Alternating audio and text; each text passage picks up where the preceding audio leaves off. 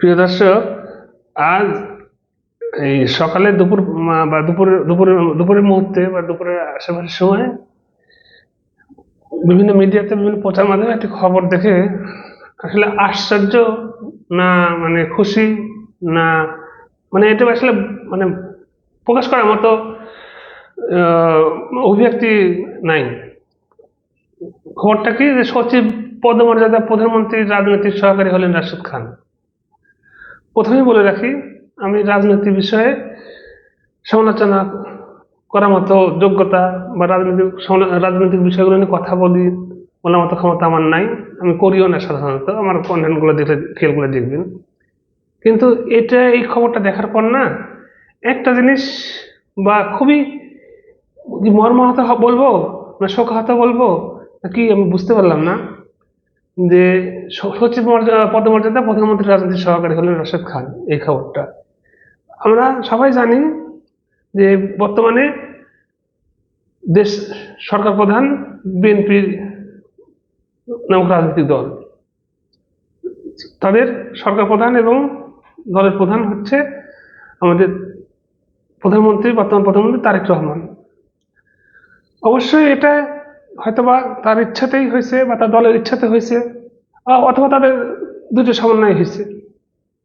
এখানে প্রশ্ন একটাই যে আসলে বিএনপি কি রাজনৈতিকভাবে এতই দেউলিয়া হয়ে গেছে যে একজন রাশেদ খানের মতো ব্যক্তিত্বহীন লোকে, আমি এভাবে বলবো, শুনতে খারাপ লাগলেও হয়তো লাগতে পারে অনেকের, আপনাদের ক্ষমা করে দিবেন যে আমি না বলে পারতেছি না, বিএনপির রাজনীতি কি বিএনপির মধ্যে কি এত অযোগ্য লোক, বিএনপির অন্যান্য লোকগুলা, বা বিএনপির মধ্যে কি কোনো যোগ্য লোক নাই যেখানে রাশেদ খানের মতো লোককে সচিব পদমর্যাদা প্রধানমন্ত্রীর রাজনীতি সহকারী করতে হবে?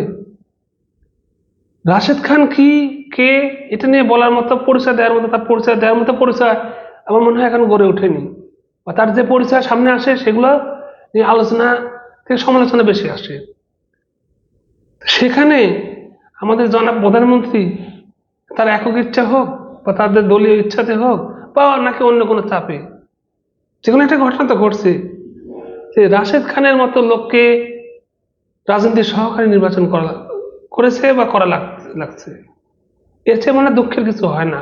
আমাদের রাজনীতি আসলে কোথায় চলে যাচ্ছে, রাজনীতির সিদ্ধান্তগুলো কোথায় চলে যাচ্ছে, রাজনৈতিকভাবে আমরা দেউলিয়া হতে হতে কোন জায়গায় যা ঠেকতেছি। বিএনপি এত পুরাতন একটা দল, দেশ চালানো তারা অবশ্যই অভিজ্ঞ, বর্তমানে যারা আছে তাদের চেয়ে সবচেয়ে বেশি অভিজ্ঞ তাদের সবচেয়ে বেশি জনসমর্থন, তাদের সবচেয়ে বেশি মানুষের আশা আকাঙ্ক্ষা তাদের উপর, বাংলাদেশের সবচেয়ে বেশি মানুষের আকাঙ্ক্ষার প্রতীক তারা। হ্যাঁ, তাদের অনেক ভুল ত্রুটি আছে, অনেকে সমালোচনা করে, আমাদেরও হয়তো অনেক পছন্দ হয় না। তার মানে এই না যে এই ধরনের একেবারে সুইসাইডাল একটা সিদ্ধান্ত আমি মনে করি যে একজন রাশেদ খানকে, কি বলবো, আমি আবারও বলতে ইচ্ছা করি যে বিএনপি কি রাজনৈতিকভাবে এতই দুর্বল হয়ে গেছে নাকি বিএনপির নেতা কর্মীদের মানে হাহাকার শুরু হয়ে গেছে যে একজন, কি বলবো, তার উপর বিশেষত্ব প্রয়োগ করার মতো বিশেষণ আমার জানা নাই, যে একজন ইনার মতো একজন স্বনামধন্য ব্যক্তিকে বিএনপির রাজনীতিতে যুক্ত করছে আবার।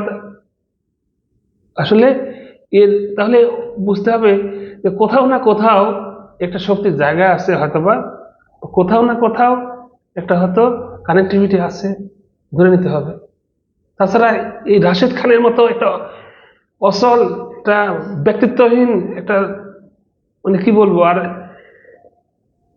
ফেরিওয়ালাকে বিএনপির মতো দলের সরকার প্রধানকে বা রাষ্ট্রপ্রধানকে রাজনীতির সহকারী করতে হয়।